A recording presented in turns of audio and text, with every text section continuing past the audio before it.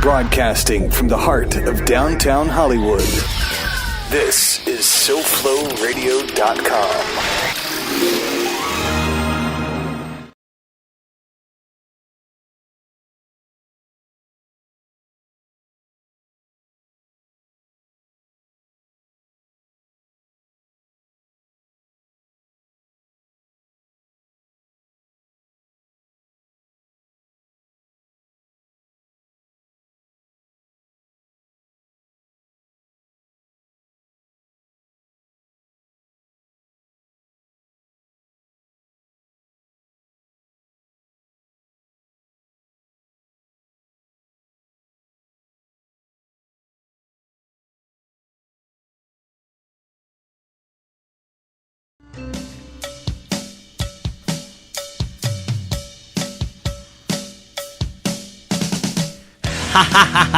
We are back. Welcome to the Body Glass Show.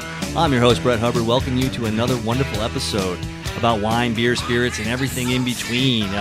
Joined by my guest host, Jason. Boy, it's so good to be back. Georgie, it's good to see you, buddy. How you been? We didn't hear Jason because I was slow on the mic, so I need to hear him again. Jason. Hey now. There we go. That's better. There he is. Wow, it is so good to be back. We are here downtown Hollywood, and we're having a great time. We are joined in studio today by Mr. Matt Stestson from Accomplice Ciderworks and Brewery. Yeah. Hey, how y'all doing? Yeah, baby. The mad scientist is in the house. His beard just deserves a clap. It does. He's a very... Yes, It claps on its own, actually. That was just my beard clapping just now. Absolutely. It is the ZZ Top Wonder Man over here.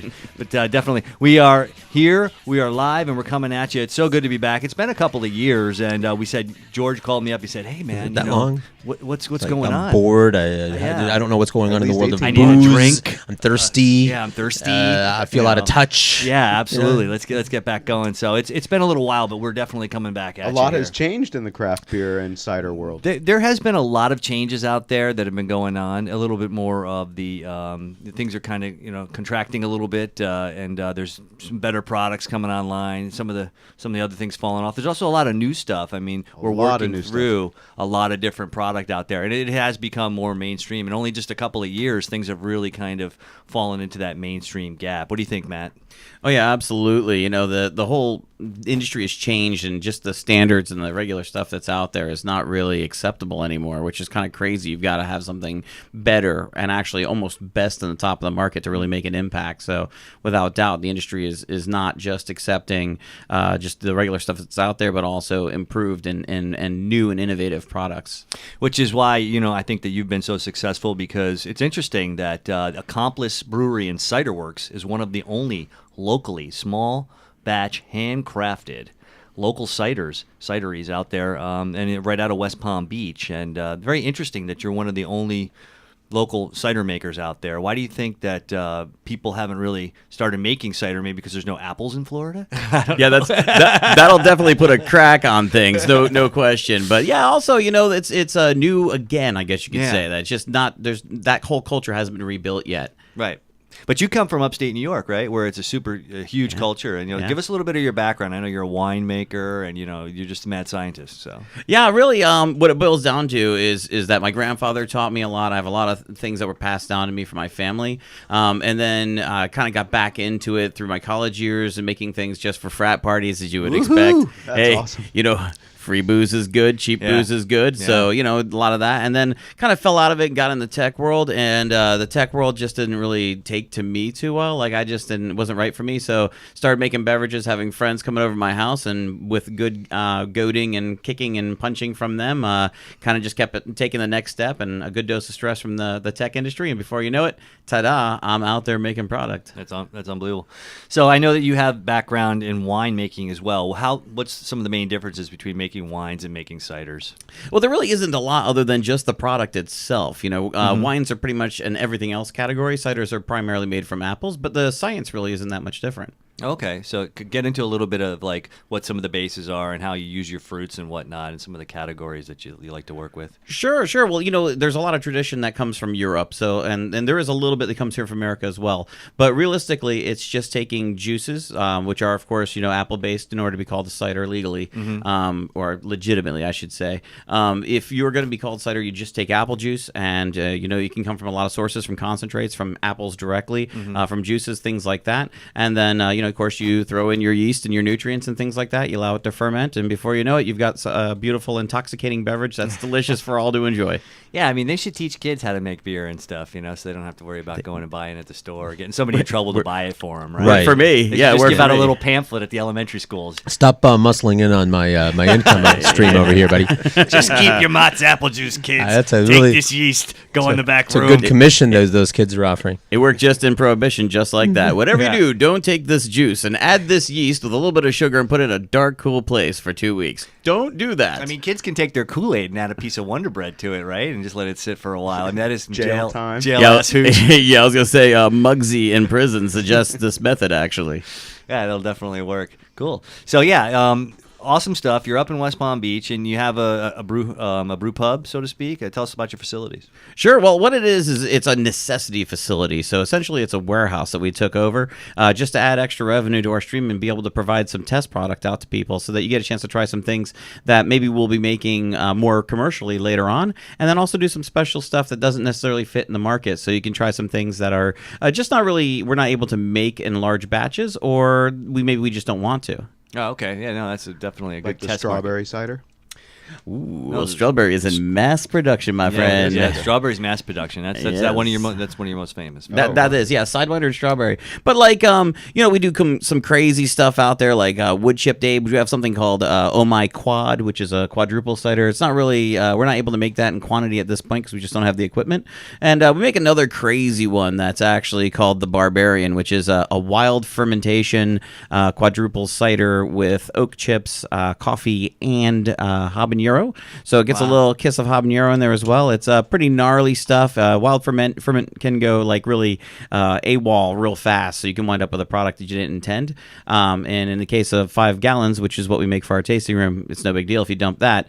But if you find yourself dumping 500 gallons, then that's an expensive venture on a quadruple. Yeah, I tell you, habanero peppers or any pepper in general sounds like it work really nice with ciders because the base is a little bit more of fruit, so that balance of heat and sweet. Yeah, Absolutely, salsa style, baby. Yeah, definitely. That's cool. The Southwest Ranch Yeah. style cider. So you brought some ciders here today, and talk to me a little bit about the fruits that you use and what some of the better fruits are and how they kind of react with maybe some of the science of it. Sure, absolutely. Well, all of our apples come from really one of two sources. We have a place called News Farms in Pennsylvania, which is a huge ranch. They produce under a few hundred different labels and names, and it's harder to have not had some of their juice than it is to have had it. So if you've drank apple juice at all, you've probably drank something they've made. So they're pretty awesome. And then we also use a few different producers in Washington State for concentrates and juices. So all apple, all 100%, all U.S. for everything that we make. And then we also No China apples? Yeah, no China apples. No, we stay away from that stuff. There's enough great apples here in the U.S. We don't really do Chilean or New Zealand apples as of yet, although we're playing with the idea because we don't necessarily dislike those apples. South African apples, really good stuff too. But there's enough good stuff here in the U.S. That's primarily what we You use. don't need the China apples. How about these apples? How about them apples? How about them apples? Yes. So we use mostly U.S. apples, but then we also try to use a lot of local product as well. So we try to stick here in South Florida and support our local industries and our locals in general. And in fact, we find that a lot of really good quality product winds up just mowed, falls off trees and someone hits it with a lawnmower and it's toast. You have some really good different lines. So he'll do like different harvest seasons of the fruits. And when I think when you talk about local, you mean kind of the fruit that goes into Well, the let's try cider. some. Yeah, Absolutely. Well, what do we got right here? Well, we're not going to open up with a local. Hey, can we just shut up and drink, please? I was going to say something, but I thought, wait, that's Jason's job. Yes. Jason's Let's job. get into them. This show goes much better with a light buzz. But but I mean, when you You talk noticed about a that. lot of the local fruits that you have, you've picked some mangoes right outside the gate, right? Yeah, literally outside the gate. The gate is a community garden that is in the Westgate community area. So big shout out to them. Thank you very much for supplying that fruit to us. They gave us actually 2 different batches, an early harvest and a late harvest batch. That was what you were talking about earlier. That fruit is spectacular. Late harvest fruit tends to be a little bit more juicy and sweet, and the early harvest tends to be a little more green and ripe and so more meaty, I guess you could say. And so we decided to make 2 different batches out of that to make 2 different products to show people, what the difference is really between harvests even. So you can drink a product, love it, and not realize you're getting an education out of that at the same time. Yeah. Absolutely. Jason gets an education out of every glass he drinks. Absolutely. So what are you pouring for us here? So this is actually really kind of a crazy start. It's our one of our lightest, crispest, if that's even a word, ciders. It's a cider that's made as a Prussian traditional cider, so deep in my roots. Pretty cool stuff. It is 100% apple juice. It is allowed to ferment with a little bit of sugar added, making it nice, crisp, and clean and refreshing. It's also Smells really farmhouse. good. Oh, thank you very much. It smells like apples. So there's some wild yeast in here, huh? There is absolutely wild yeast in here, so it's open top. And then also, we allowed it to go back into secondary with the yeast filtered out of it and the suspended local, native bacteriates and things in there. Yes, it is a wild cider, George. Yes, it's supposed to taste like that. Yes, funky. It's very interesting. Yeah, it's Well, sour beers are all the rage these days, and he's making sour ciders, and it, basically, to make something sour, you let it kind of sit and let those yeast get in there, those wild spontaneous yeast, those lactic acids. Then you form, feel it and- like clean your tongue. Yeah, Yeah, it's a different type of acidity that comes from the acid, that you generally don't get in a cider. So It's a little earthy. I liken it to often the outside, the skin of the apple. When you use the wild yeasts that come off the apples itself, you get that kind of leathery, skinny flavor. It's dry and it's tannic, and so the tannins are driven forward, and that's the beauty of farmhousing and apple cider is that you get those tannins and skin flavors. yeah, tannins and skin flavors definitely coming through on That's this weird. one. It's like two different flavors. The finish, the beginning, and the finish. It Yeah. tastes Amazing. better than it smells. Where have I heard that before? I don't know. Oh, yeah, yes. But it's an interesting, it's a very interesting concept because a lot of people, it's funny thing is if you had this like in a wine, people would be like, oh, that's bad. Like Brettanomyces, your common off flavors that are introduced into beers and such. Those tend to be shunned against in a wine. But when you change the base from grape to apple, you can actually make it work. It's pretty cool. Yeah, absolutely. In fact, there's a lot of these trends growing right now in the beer industry, Yeah. and so that's been kind of an influence and kind of a factor on what we do as well. We're trying to really push the envelope. I have a lot of folks who come from like the mecca of the cider industry is kind of the West Coast right now, just like it was for beer. So we have a lot of Really? folks who visit. Oh, I absolutely. thought it was more like Michigan and stuff. We've had a few people from Michigan. Yeah. That Scrumpy guy was unbelievable. You know him? Yeah, absolutely. He's the coolest dude. The one guy. Yeah. We did a show with him a couple years He's ago. kind of And the crazy, meat- like the I meat am. guy. So, Yeah, yeah, he was J.K. Scrumpy, of very course. nice guy. Yeah, there's LF Foot and a lot of them out there, man, that are just like really Didn't you take a awesome. trip up there recently to Michigan? you were We telling me? did, yeah. We're always doing research. We go to Michigan, we go to Pennsylvania. Well, we're due to go to Pennsylvania, and we're playing with the idea of going out to Washington as well. There's some really amazing producers out there that are kind of considered the innovative producers and have influenced in what I'm doing. But the cool thing is we're trying to actually beat them even to the punch and do stuff like this farmhousing method, which is really not big right now in cider making. But you guys just had it. It's pretty tasty. Yeah. So we use a lot of the methodology you find in products that aren't even on the market currently. Like apples, they're just starting to dry hop. Well, we were dry hopping in the second week we were open. So we try to do some really cool stuff that's innovative and using techniques that are from other different processes, other beverage industries. Yeah. Interesting. Hopping cider in general. I mean, it's pretty amazing to actually put hops in cider. Who would think, right? Because with beer, you have the sweet malt profile, and it's balanced by hops. I mean, that's generally the breakdown of beer, one of the 4 natural ingredients. But, you have a sweet cider, or generally if it's a little bit, those fruit flavors, use some hops in there to balance it. I mean, it sounds like a really great plan, The yin and the yang, man. Absolutely. Fantastic. So, yeah, this one here, I mean, do you ever have a problem with maybe like infection and something else? Or because I know when they do like wild yeasts and breweries and stuff, they like put on their Breaking Bad suits and scrub Absolutely. everything down. And Yeah. how does that work for you?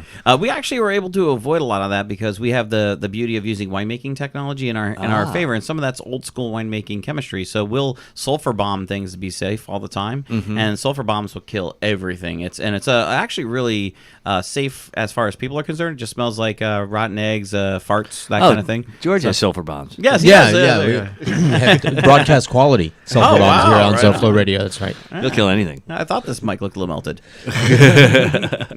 That's neat. So winemaking technology, Nouveau Cider Craft, It's just unbelievable what's going on up there in Westport. So give everybody the address if they want to stop in. I mean, you have a full, nice facility where people come in, drink. I know you have food trucks that roll up. There's definitely bartenders going on there. So, I mean, it's a fun place. How many people come in on the weekends? Talk a little bit about it. Sure. Well, it's awesome. It's just a really super comfortable place. We try to create a place where just all of our locals here in South Florida can roll in anytime they want in any state. And and I do mean that.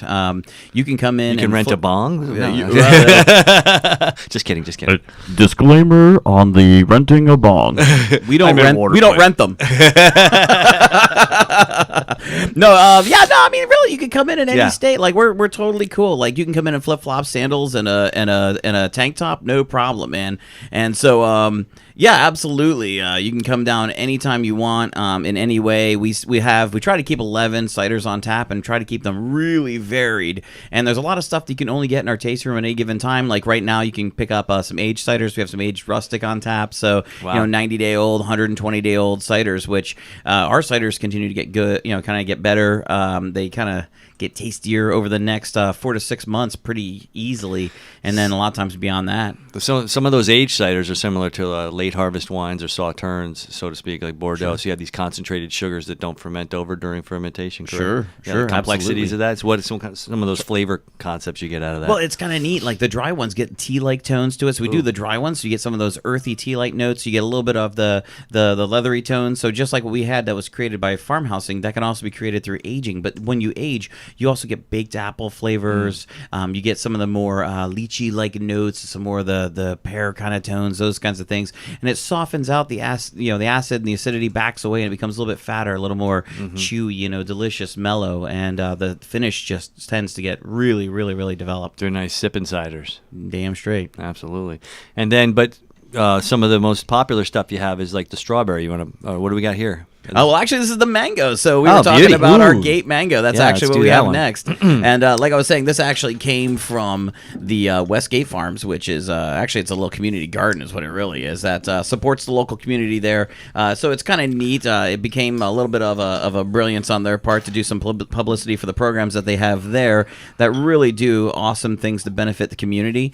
And we wanted to support that and give them a little bit of publicity by producing this particular cider. And in the way of doing that, we wound up with a really, really amazing, extremely popular cider that everybody's just kind of fallen in love with. So it's really neat. We do it through we make our own puree from the fruit that they provide us, and it winds up becoming just a beautiful balance of acidity and fruit. Nice mouthfeel, super refreshing. This one has like a wine nose and a good acidity. Yeah. Oh yeah, absolutely. Matter of fact, we do a lot of winemaking process in this. All of our ciders start out as apple wines first. Mango apple wine. Yeah, wicked, huh? Yeah. It really is. It's really neat. And so we just have that super awesome high quality fruit that's provided locally. I mean, literally, it takes like maybe a day or two to get it to us. How much alcohol is in? Yeah, good question. So the golden, the first one you had, is 5.1%. Okay. This one is actually 5.5, so it's just a kiss higher. Like a beer. Yeah, absolutely sessionable. Well, we're going to get to some that kick a little bit harder, but that's where we're going. Yeah. we don't want to start at that state. Yeah.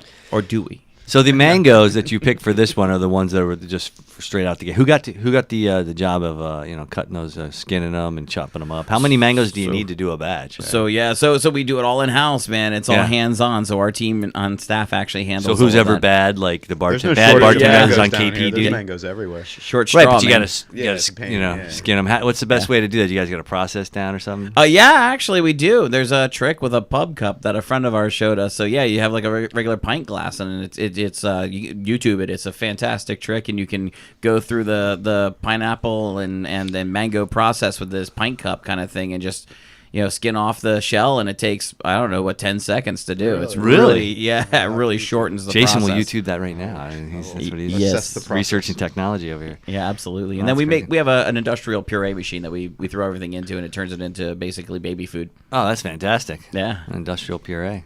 And about how many? What does it take? Like 20, 30, 40 per batch? I mean, you're making batches. You're making them in the big 55-gallon drums, or how do you do that? Yeah. We have a 31-gallon barrel size fermenter that we add fresh juice to after full fermentation. So it'll finish up there at like 16%, 18% alcohol, and that gets mixed over to stainless steel tank like you'd find in a brewery. Right. So that's standard conical stainless steel, and we add fresh juices and things like that to add complexity. Also a little bit of sweetness back to it, because at that point it's very acidic, very minerally, harder to drink, a little more leathery tones, no sweetness whatsoever because the yeast have had their way with it. So at that point we add a little bit more fruit to bring it back, and that's when we add a lot of things like mango gets added at that point and things like that, just to bring that flavor out in the cider and have that fresh flavor that everybody really loves.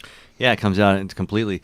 And you talk about how it's austere and acidic and whatnot. I mean, that doesn't really speak to me to a lot of these commercial ciders out there. How do your ciders differ from those? I know those are loaded with sugars. So. Time, man. We aren't rushing anything. We're taking our sweet time with every last batch. So we'll allow stuff to ferment, where in a commercial you may see like 6-8 days for fermentation. They do a warm push fermentation to get their alcohol up, and then they just throw concentrates, things like that in the backside to add flavoring. We're not adding any concentrates to the backside whatsoever. Once you actually have your fermentation finished, you have to be really careful how you add to it. Otherwise you'll destroy those natural flavors that you've gotten. So in order to get really a nice high quality product, we just allow everything to ferment out to its full extent like a wine would, naturally, slowly, and at the correct temperatures, and then we add fresh juices and fresh fruits and anything we're going to add to the backside, juice, tea, hops, whatever we're going to do, that all happens to the backside, to the finished product, and to bring out extra flavors in the finished beverage. That's beautiful. Yeah, you can totally tell there's nuances, delicacies, and all those things that come in. Interesting. I know that you said you did a jackfruit, and a lot of people don't know what that is, but this is cousin to like the bread. I don't know what that is. You don't know jack. I don't know jackfruit. That's the name of the actual cider. It is. We knew that it was weird, and we love weird. We love unusual and uncommon fruits and the flavors they bring in. And that's kind of what South Florida is about. We have a lot of really cool stuff that grows here that just doesn't grow anywhere else in the United States. And so we took advantage of that. We had an opportunity to make actually 2 different batches from jackfruit and went after it, full bore. So we had a friend of ours, his name's Jackson, brought us jackfruit. So the name of the actual cider is You Don't Know Jackson Jackfruit, which is hilarious because obviously double plays there, and so and no one knows who Jackson or jackfruit is. So we decided to take that, and it looks like a giant spiky bowling ball. I mean, like it's just this monster misshaped. It's not even a bowling ball. I don't even know what to call it. A gob. Sphere. Okay, yeah, it's spherical kind of oblong thing with a bunch of spikes all over it, and they get so heavy that it'll actually tear up your hands. So are they? Cool. Is it similar or related cousin to the breadfruit from Jamaica? It's like a remote, distant cousin to breadfruit, but doesn't quite have the lethal kick that breadfruit has. So way safer to work with. So it's sort of like this interesting limey tropical fruit that there's different varieties. The ones that we used in our first batch was Cochin, which is from Australia, which tends to be kind of pineapple-y. Yeah, a little different kind of style. And then you have next after that, we actually have a batch come from Bangkok lemon jackfruit, and that came from my next door neighbor, literally the guy who lives next to me. Gave us the Bangkok lemon. His name is Mark. Which part do you use here? Do you use the inner seed-looking part, or do you use the outer flesh? Yeah, that outer flesh meaty chunks. Now you'll see there's a seedy chunks and bits. Those are actually the seeds. Wow. So the inner center is this kind of. Yeah. It smells like a dirty foot. It's kind of slimy and boogery. It's sort of gross. You wouldn't think that this is something you would want to eat, and I'm sure that's been why the jackfruit's not popular and why so many animals aren't going after it. This thing is really inhospitable in general to deal with, and so that's why. So when you taste it, though, it gives you that nice flavor, though. Yeah, that limey texture is just absolutely beautiful, and we're able to work out the scents. That's one of the hardest things. I've been told I have a limey texture. So yeah, man, that's the thing, man. We don't mind that it's hard to work with. We don't mind to do those kinds of things because it just makes us different. It gives us something new and exciting. That we want to be trend setting. We don't want to be like, hey, let's make a grapefruit IPA. That's new. Yeah. Everybody's making a grapefruit IPA. We want to do something different. Yeah, absolutely. And you have achieved that. What do you think? You want to take a quickie and then we can come back and do something? Yeah, you're the boss, man. We'll but do a little of a quickie. As long as we get to keep drinking. Yeah, we'll keep drinking. We'll come back and we'll join Accomplice and have some really cool, interesting stuff when we come back on By the Glass Show on SoFloRadio.com. At SoFloRadio.com. We do big things. Put a team of professional consultants behind your home or business computer with Key Information Solutions, providing solutions to your internet and computing needs while keeping you on the cutting edge of technology. Preventative maintenance and networking support, hardware and custom-built computers. Let Key Information Solutions be your personal tech staff for your home or office with affordable hourly, monthly, or annual rates to fit anyone's budget. Call Key Information Solutions now. 954-973-3374. That's 954-973-3374. Or visit keyinformation.com. Strawberry patches, smoothie. Get your hands off me! Huh? I said don't touch me! I shouldn't have went to that party last night. Now I'm seeing talking fruit. You're not dreaming, Bubba, and you're not putting me in that blender. But you're just a fruit. Who you calling a fruit? You are. You're a delicious passion fruit. Why, sure I'm passionate. How would you like to be blended, huh? I got right, you know. Customers waiting. You gotta go. Yeah, but wait, you can...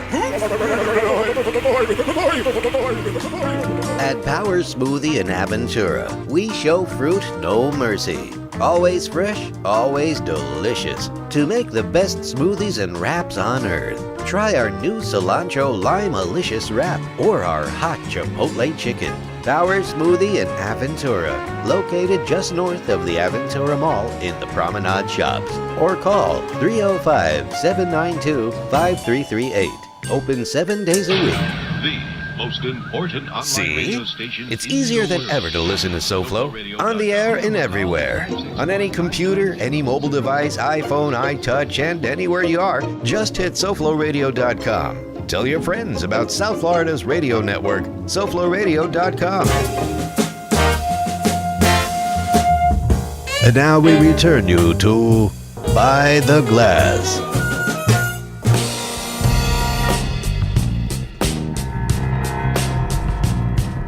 Hey, we welcome back. We're getting down and groovy on a Friday afternoon, downtown Hollywood. It is good to be back in the studio with my man here on the microphone. Rock and roll, baby. It's Fiona Apple. Get it? Get it?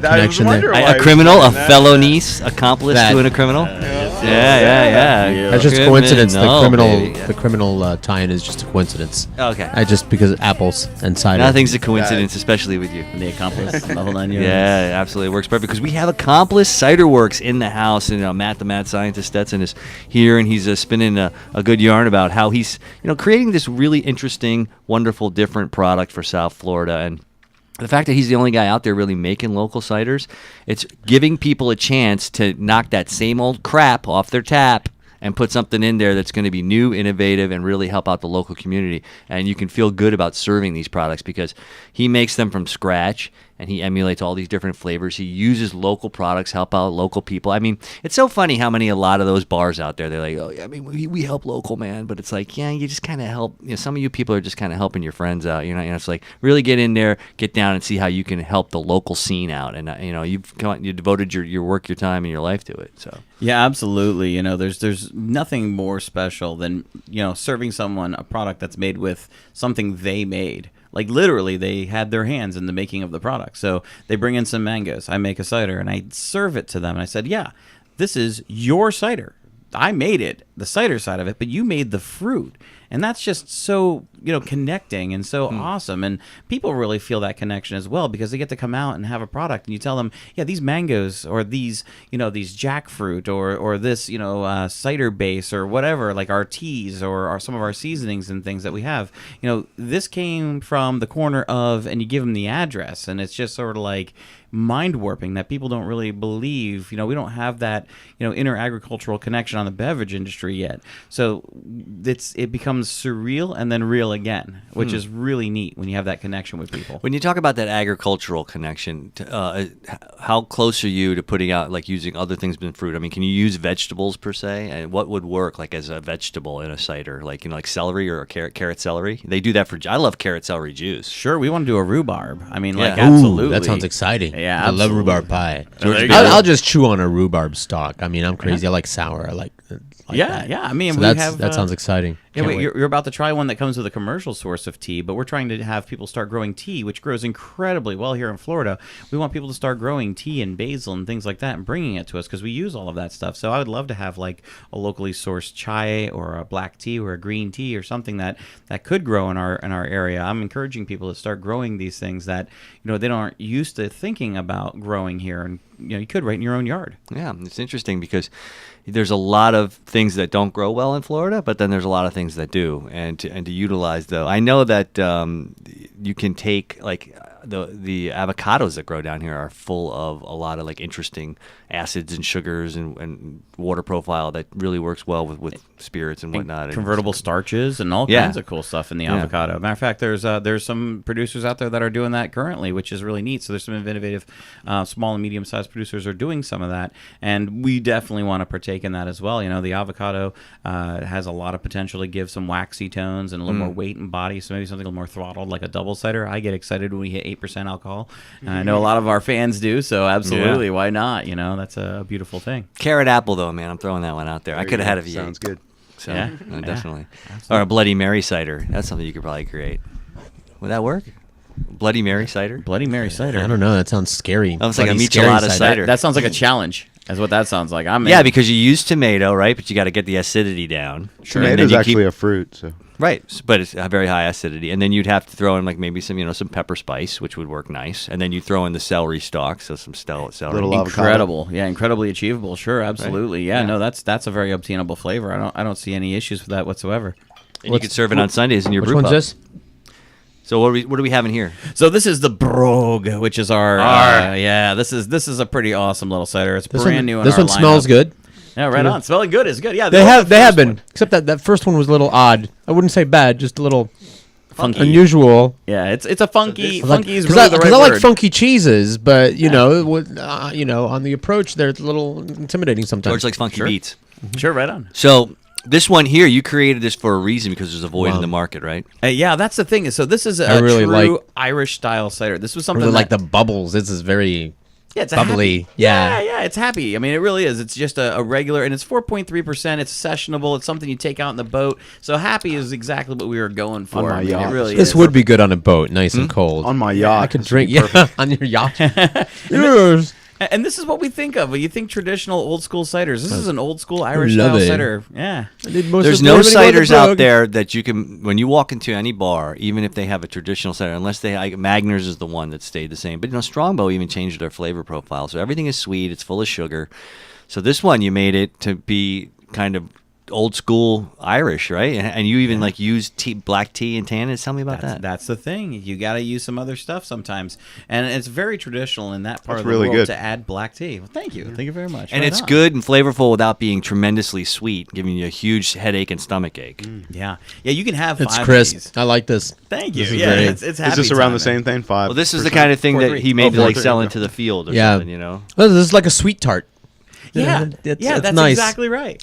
Yeah, that's but it's like not a too like sweet. a like It a finishes Smarties. nice. Yeah. The Smarties, this is right there. It's just nice and when it's on balanced. tap, it has even more carbonation, so it's a little crisper on the tongue, right? Crisper as well. Yeah, absolutely. Carbonation adds a lot of flavor. Now, stupid question. Where can we get this? Just at the meadery or at your pad? Cidery? Well, no, this is a commercially made product, so we're actually have made this very available to the consumer. Okay. So if there's a whole host of potential retailers for this. We had in mind the Irish bars, Irish restaurants, English pubs, things like that, because it is so there's a lot of ciders on the market that claim they're English and Irish in style, but the people who are from England and Ireland don't necessarily agree with that because it's missing something. So what we've done is we've made a product so that legit, that was the original name, was a legit Irish. Those legit Irish and English people who are here, Brits, Scots, Irish, anybody who comes to this country, and is looking for that back home flavor, they can get that readily in a product that's priced like it's back home. Okay. Yeah, and you can get it in a few. It's just started to go into distribution, I believe, and you can get it in a few different bars as of right now. You can always go to their website to see where they have product. And our Facebook, we do all the time shout outs. So it's just Accomplice. What's the Facebook? AccompliceBrewery.com. We're actually working on our brewery half still, but yeah, that's our website currently. Great. So yeah, then you can go in there and you can find out where everything's being poured, and you're basically from Miami to West Palm Beach, right? Absolutely. Yeah. So that's really nice. Yeah, this one here, I think once it catches on, as far as just filling that niche, because you walk into a lot of bars, and we're not going to mention you got any a niche? names. Yeah, I got a niche. Can't scratch. Yes. Oh, you got okay. We got a niche scratcher. Watch out. I'm not gonna scratch you. Yeah, give me a hand. Give me a hand. Yes. Yeah, but you walk into a lot of bars and everybody's got the same crap. It's so funny, you know. I talk to people always about this when I'm talking to them about their beverage and their food, especially Italian, Asian, Mexican restaurants. You walk in, you say, "Oh, geez, you make this food from scratch. Wow, you import the finest cheeses from Italy." And they have Budweiser. Yeah, exactly. You know what I mean? Nothing says quality like Budweiser. You look at their beer lineup and it's crap, chemical, rice, corn, crap. And it's like, and you don't even care. Oh, but your wine list is exquisite. You have some, fantastic stuff from Piedmont, the whole region, everything. But, boom, you got crap, chemicals, and crap. So it's like, get with the program, I'll have the reserve people. Crap. And this stuff is not even, and you guys are doing it to where it's like even affordable. These days in the beer world, it used to be people bought Budweiser because it was cheap. It's not that much cheaper anymore. And you're going to pay on the retail end of things the same price for the glass. They're not going to, you're going to pay $5 for a Bud and then $6 for this. You know what I mean? Because they're not going to price themselves out. And you're worth $1, folks. Yeah. Come on now. Yeah. Seriously, and it's just that people have to really kind of come around. And the funny thing is once they put it in their mouth, then they can never go back. It's like that's what they say. George, I'm sorry, I didn't hear that. I was totally thinking of something else. What? Well, once they taste it, I'm sorry. Is that any better, George? Okay. Yeah, no, I don't know. I was thinking about the election season, but I'm sure it was very funny what you said. Yes. Cool. What do we got here? Okay, so this is the Something old fruity. gnarly, and it's very fruity. Yeah, this is like a ramped up American style cider. We know that there's a lot of demand for American ciders because that market is built. Yeah. There's a lot of brands out there named after not groves. What are they called? Where apples are grown, and there's also ones that are named after little rodents, furry animals. Yeah, exactly. So that those brands have done a really fantastic job for the cider industry of building a single style of cider. So we capitalized on that. We wanted people to know that we could do that, and so we released the Spirit of Old Gnarly, which is actually based off another cider that we made called the delicious. Old Gnarly. It's got a lot of flavor. This one's really good. This is those concentrated sugars, right? Yeah. Well, the funny thing is it really doesn't have a lot more sugar. Yeah, well, it's got that flavor. But do you see it's so full of flavor, but without it smells without like that being gum. sweet. It smells like juicy fruit gum. Yeah, and this one spikes up at about 8%, folks. This one puts you in a happy place. That's why I like it. What did you say? 5.5? 8. But you don't really taste any alcohol. It's amazing. No, it's smooth. That's time. Time does every bit of that. Seriously, I'm amazed at how much it smells like the gum. Weird question. You know how everyone likes IPAs with beer and stuff. How can you get those people to drink a cider? Is there anything? I don't care. Is there anything about those people? I know. I don't care. Let me tell you. You enhance bitter tones. So we in this actually we find a lot of people who like your traditional beers actually really like this because the bittering is stepped up from the tannins. Okay. But now we've actually stepped forward and done some few other things, including adding a lot of hops. So like your IPA drinkers, we call them hop heads, and they call themselves hop heads. Yeah, I love hop heads, now, man. I was going to say, do you have one with hops? We actually have a few. Yeah, we're doing a whole dry hop program. So we're dry hopping and imperial hopping, which is an actual cooking process, like when they make IPAs, the beers. Okay. We do something called imperial pale cider. It uses a very similar process, and we actually we call it the homage series because what we do is we take IPAs that are in the market already, and we base our ciders, our IPCs, off of that. So a lot of our favorite friends out there who are already making ales, IPAs, will use the exact same hop profile as they do, and we'll make a similar product. Because I know people will walk in and just get, if it was a IPA cider, they would just buy it just to try it. So yeah, sure. absolutely. Yeah. Sure. Yeah, we're going to be doing IPC in production hopefully by this winter. Yeah, Imperial That's Pale cool. Cider. What about funny thing just that pops into my mind? What if you took a little bit of wort from beer being produced and put that in with the cider pre-fermented, like mixed a little bit of did people make like a beer cider mix? That's called a graph. Actually, that's an old traditional style. So that was started as far back as turn of the century in Belgium. So grafts are definitely a thing, and so you'll. Does that just give you a little more carbonation, a little more body to the cider profile? It just changes the flavor profile. Yeah, you actually get definitely more body because you've got grain in there involved as well. So you'll get a little bit more of that. You get a little different kind of set of flavors. You get more of the caramelly tones typically, and then depending on what yeast you use, you may develop the banana that's classic in certain styles like Hefeweizen and things like that. You'll actually get a lot of those kinds of flavors as well, just because of the way that those yeasts react with the maltose. Yeah. So you get those flavors. So yeah, absolutely, much more aggressive for the maltose than absolutely. What do you call the apple sugars? Sucrose, maltose. Okay. So you have fructose too. It's been a while. My brain is comatose. Very cool. We're having a lot of fun here. In case you just tuned in, this is By the Glass Show. We're here on SoFloRadio.com, where you can catch us. We're going to be coming in at least once a month. We'll be bringing in some local producers. We just want to do some great local stuff, bring it to you, because there's so much great local stuff now. It's funny. 5-10 years ago, you would buy beers, wines, and ciders. Oh, you still mostly wine from out of state and out of country and whatnot. But you can keep getting closer and closer to home, unless you want the muscadine crap. Yeah, we don't want that. We did a couple of shows on Florida wines, and we gave them the full fair shake, but it just didn't work out. They make decent. They make decent scary when you ports, shake something. Yeah, they do make some good ports.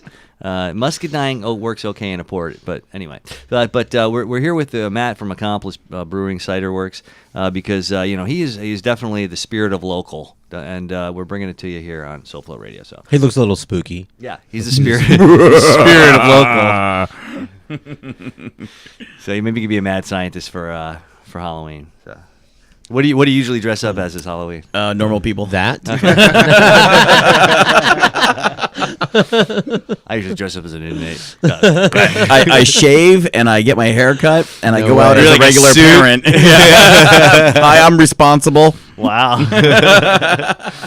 People run down the street screaming, "Ah!" Yes. Which breweries do you like to go around to and drink?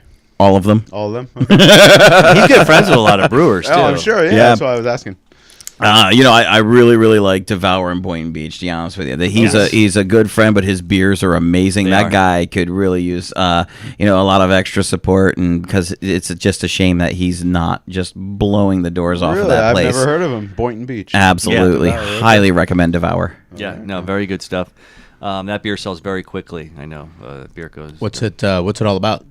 He uses a lot of tea. He'll use. A lot of people don't know, when you brew beer, you basically dunk the malt grains, in hot water. You let them steep and extract their sugars into the water, and that's the base. Same thing when you're making tea. When you make tea in the morning, you have hot, tea water, and you dunk your tea in there, and it extracts all the tea into it. So, when you brew tea and brew beer, it's very similar. So he's one of the few people out there that uses the flavor of teas to enhance his beer.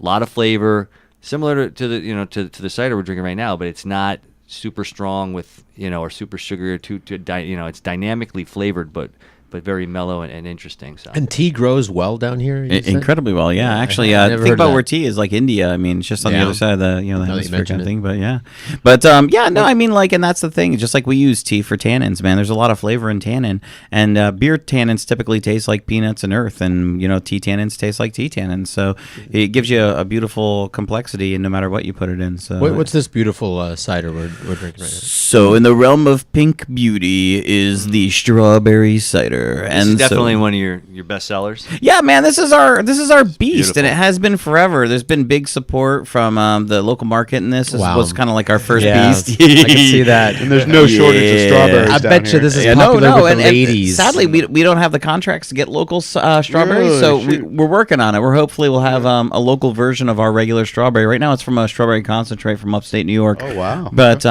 we would love to have local strawberries. Just the sourcing it's so high demand, and that fruit's hard to get a hold of. You'd think that we could pick it ourselves and run out there. They make it so tough on the farmers that they have to sell every little bit they can just to keep afloat, right? Absolutely. Yeah, and strawberries don't yield. Yeah, you're right. Big dollars per pound. So, you really have to buy it in advance to get it. I can't remember. We had a show a long time ago, and there was a guy on the show that talked about somewhere in Tampa, there's big, huge strawberry fields. I don't know. Do you remember that? Like, there was a product that we were tasting, and he was talking about these strawberry fields in Tampa. Yeah, they have like strawberry festivals. Some of the biggest in the world. called or whatever. Yeah, Plant City in that area. Plant and then City, that's also, what I was talking man, about, you're talking the capital of strawberries in strawberries, yeah. general. Yeah, They get several harvests out of there. So, I mean, because our weather, we have actually coming out of winter and then going into winter as well. So you got 2 different harvesting seasons for strawberries, and they grow different Did you ever think types. about making a bottle conditioned secondary fermented like a champagne type of thing?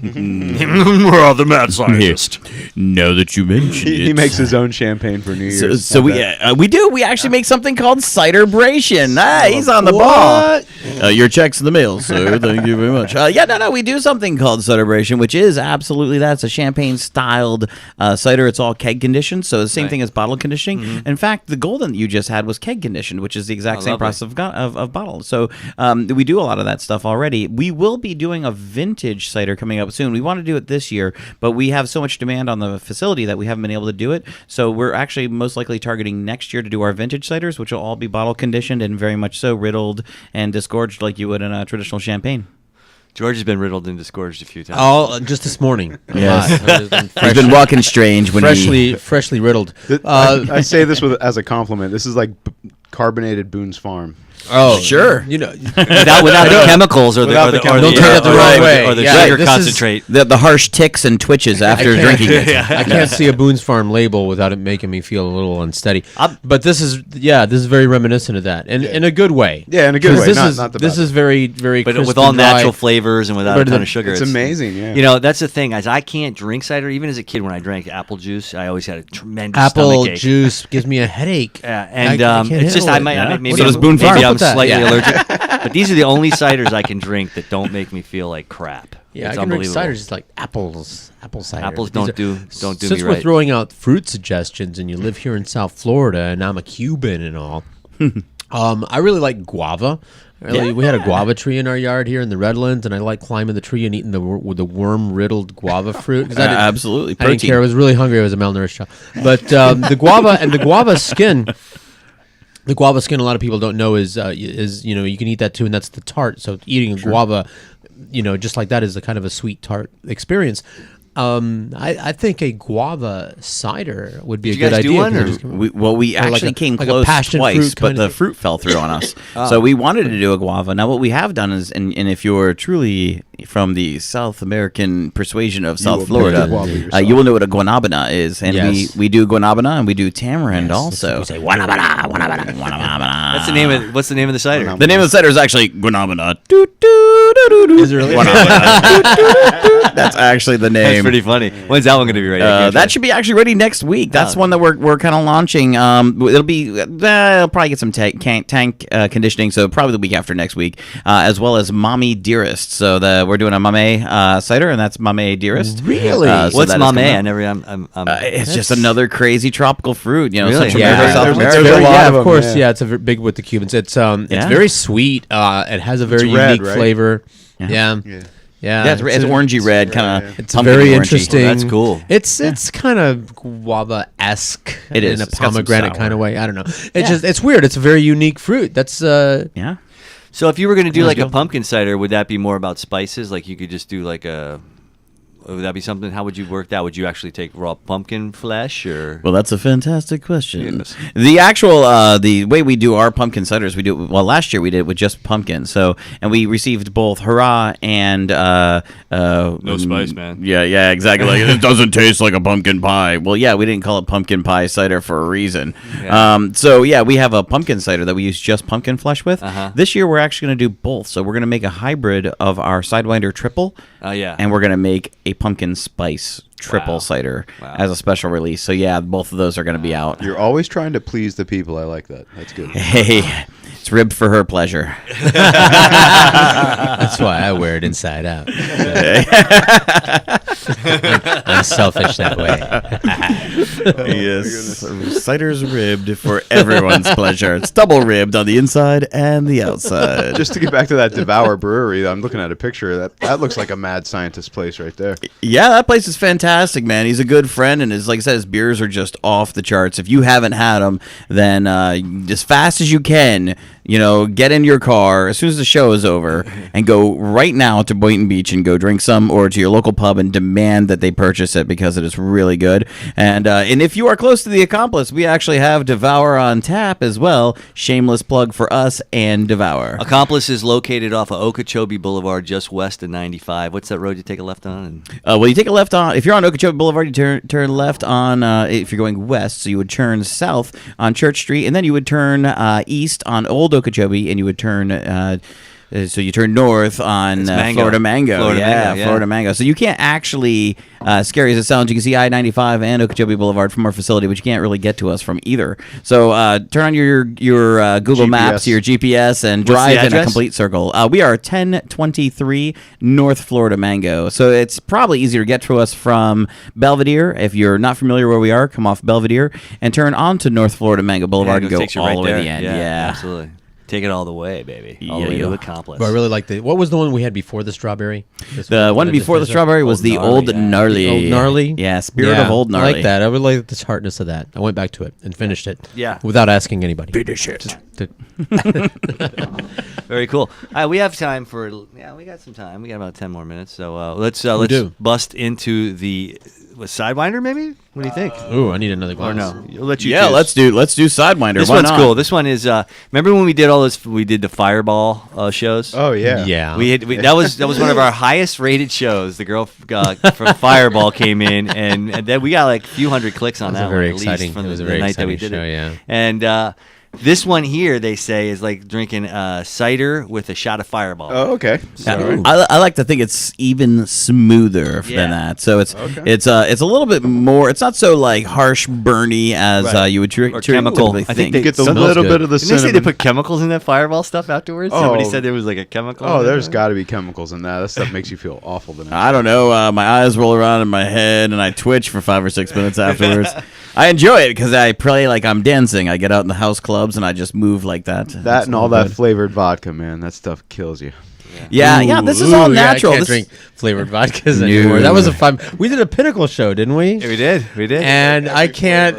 We did like 5 different shows of all flavored vodkas. I ran my course with that. We made drinks, and we just did. You know, you can go to buytheglassshow.com and check out. There's at least 200 shows on there, probably, that just run the gamut from every kind of wine, beer, and spirit, local craft beer producer, everybody. We have people calling in from all over the country. So if you ever want to, if you're on a road trip or you just want to, kill some time, tons of good content. There might be a new crowd out there that's interested in the podcast. So definitely, That's right. It's still up, right? You go on YouTube yeah. and Google whatever alcohol, and there it is. By the Glass is talking about it. Yeah. Whatever beverage it is.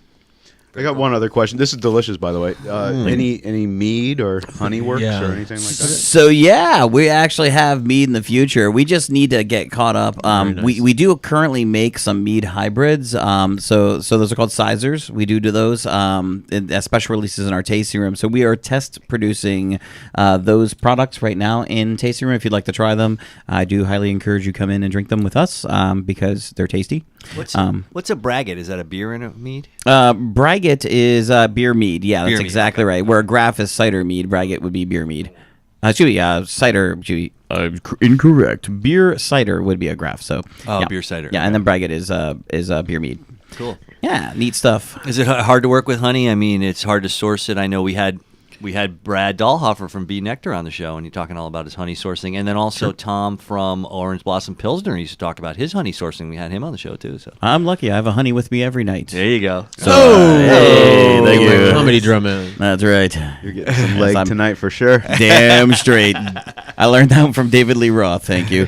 So absolutely. Honey can be difficult. For good quality honey can be really, really hard to find. But the Florida Department of Agriculture has some really awesome resources for finding honey producers. They're called apiaries. So they actually track all registered apiaries in the state. You can contact information at all. Like if they want to be contacted to sell their products, you can go right onto the Department of Agricultural website and contact those different apiaries and get honey straight from them, which is really, really cool. So we found some really awesome producers like Keys Bees down in the Keys there, and right around the corner from us, actually here in West Palm Beach. Well, I can't say here, but where we are in West Palm Beach, there's one called McCoy's. So there's actually a number of really, really, really awesome apiaries, honey producers out there. Right here in Florida, we make a truckload of honey here, and it's great quality. So we tend to use that. Once again, the local thing just comes into play. It's just absolutely amazing. I mean, we're just getting the circle is closing on what we're able to do out there. There's really no reason to go anywhere else than your backyard, for some of these things. Quality Mecca, man. Absolutely. You can see it just hanging on the trees out there. So yeah, like I'm really glad you're doing something with mango.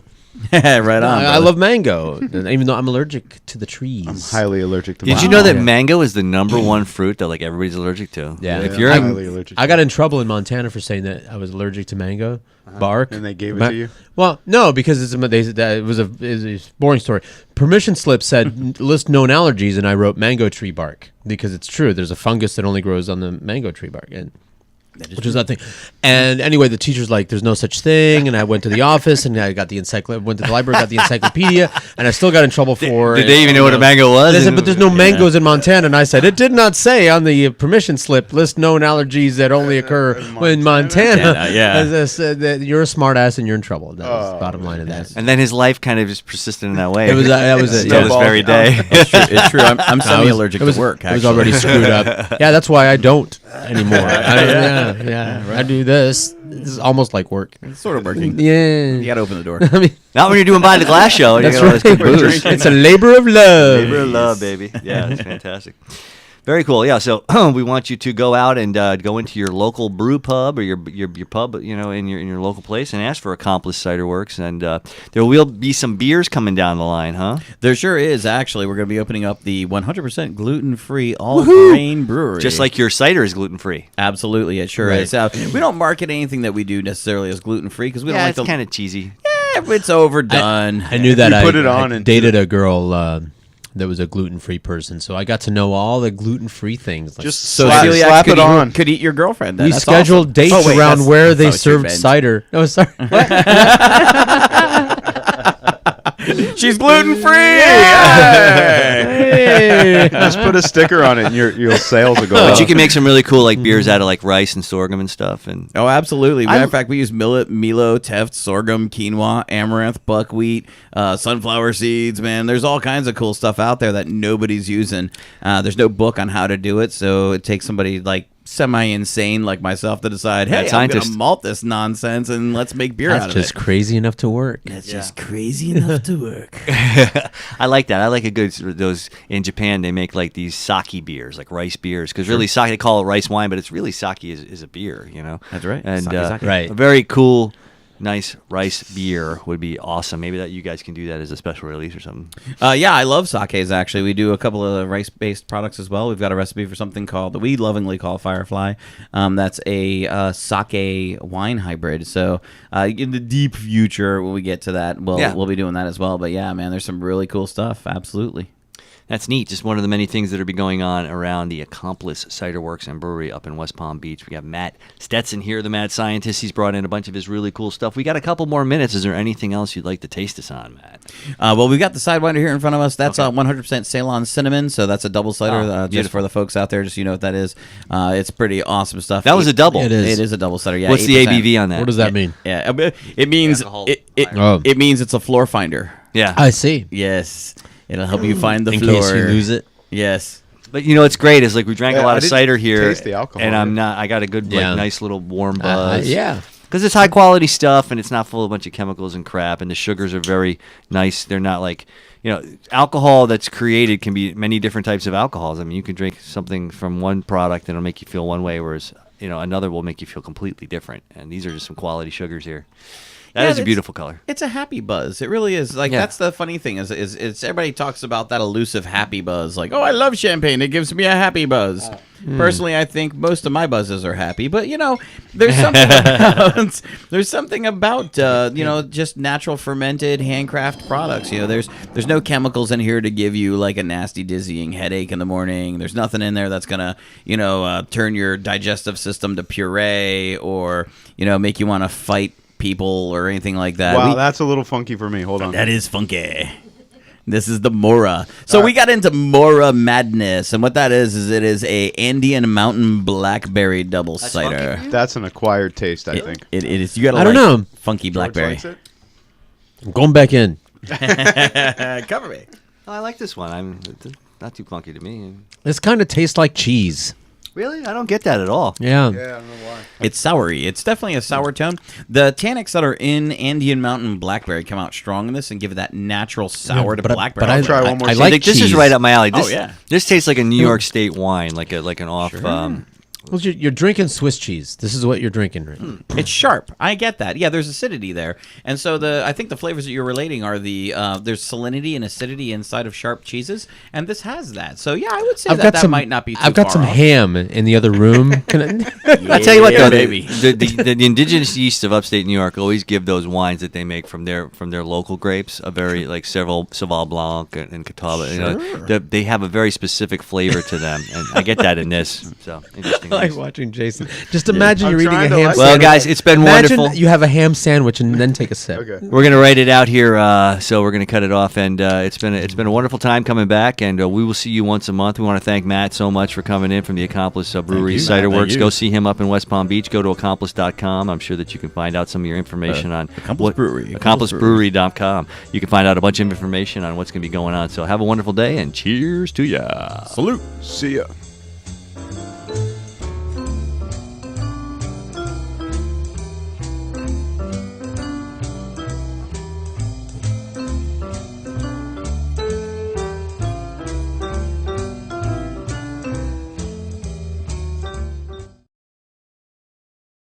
Streaming live from the beautiful city of Hollywood, Florida, USA. This is SoFloRadio.com.